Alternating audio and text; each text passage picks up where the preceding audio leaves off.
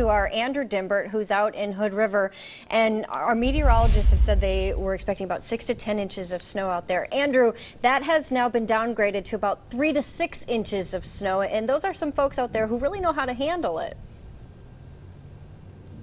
Yeah, well, you would have had me fooled that was downgraded, because the snow is still steadily coming since the last time we spoke here, and you can see it's coming down now. But, you know, all things considered, it's actually relatively calm. I can tell you along the gorge on highways and roads heading this way, heading eastbound on I-84, it was windy, it was messy, it's slushy, roads are icy, and we saw a couple of different incidents along the way, along I-84, including a truck that flipped on its side. We also saw a couple of minor incidents, a couple fender benders, a car that smacked into the median. Now, everyone that we pretty much seen on the road is driving slow, about 20, 30 miles an hour, but it's still very dangerous out there. ODOT tells us that the most car crashes that happen in the state of Oregon happen in December, and the leading cause of those crashes isn't necessarily speeding, but driving way too fast for the conditions. And although we mentioned that most cars we saw are driving slow, are taking it slow,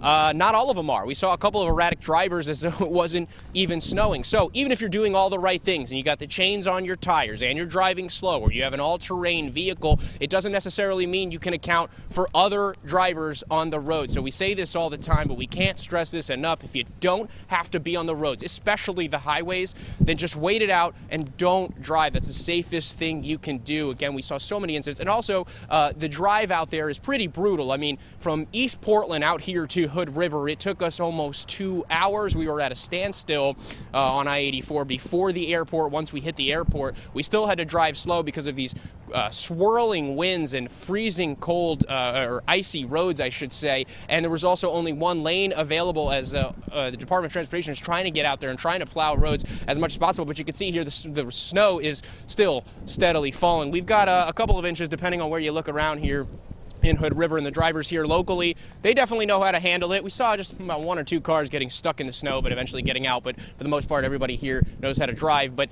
if you're out on the highway, it can be very dangerous. We're out here live in Hood River. Andrew Dimbert for KOIN 6 News.